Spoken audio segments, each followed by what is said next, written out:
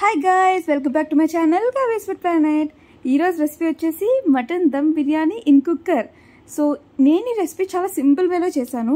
నాకు పెద్ద ప్రాసెస్లో చేయాలని అస్సలు ఇష్టం ఉండదు అనమాట. సో సింపుల్ వేలో మటన్ దమ్ బిర్యానీ టేస్టీగా అండ్ చాలా చాలా సాఫ్టీగా పీసెస్ రావాలి అంటే నేను చెప్పే రెసిపీ ఖచ్చితంగా ఫాలో అవ్వండి. చాలా చాలా బాగా వస్తుంది అనమాట. మరి ఇంకెందుకు ఆలస్యం, స్టార్ట్ చేద్దామా? నేను ఇక్కడ మటన్ 1/2 kg తీసుకున్నాను, ఇద్దరికి చేస్తున్నాను.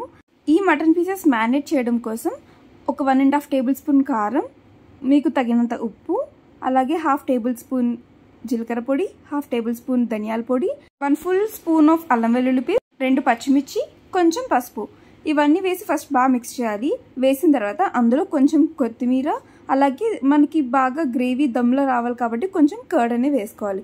ఇక్కడ కర్డ్ వేస్తే కొంచెం వాటర్ వేసుకుంటే మనకి ఇలాగ థిక్గా వస్తుంది అనమాట. ఇప్పుడు చూసారుగా చాలా సాఫ్టీగా వచ్చింది. ఇలా వచ్చిన తర్వాత మనం దీన్ని ఒక 1/2 అవర్ వరకు పక్కన ఉంచేసుకోవాలి.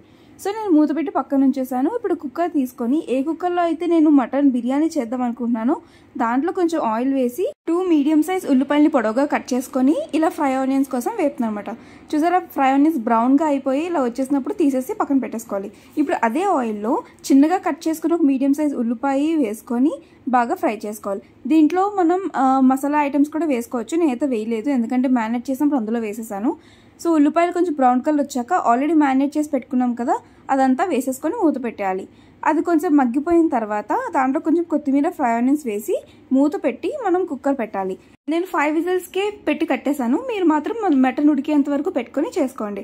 అలాగే పక్కన ఒక బౌల్ తీసుకొని అందులో బాస్మతి రైస్ ఉడికించడం కోసం కొంచెం మసాలా స్పైసెస్, అలాగే జీలకర్ర, సాజీరా అండ్ రైస్. నేను 1 కప్ రైస్ తీసుకున్నాను. కొంచెం ఆయిల్ వేసి మూత పెట్టి నాకు వన్స్ రైస్ అనేది ఉడికిపోయిన తర్వాత అదే మటన్ కుక్కర్ విజిల్ పోయిన తర్వాత దాని మీద రైస్ వేసి ఇలా ఆనియన్స్ వేసి కొత్తిమీర వేసి మూత పెట్టేసి 5 to 6 మినిట్స్ వరకు నేను మీడియం ఫ్లేమ్లో ఉడికించాను. అంతే అండి. చూసారా, చాలా సింపుల్ వేలో మటన్ బిర్యానీ ఈజీగా అయిపోయింది.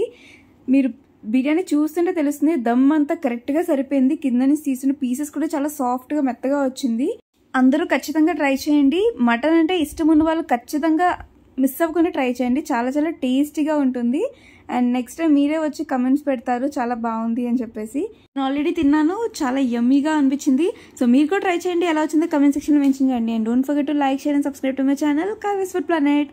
Thank you for watching. Bye.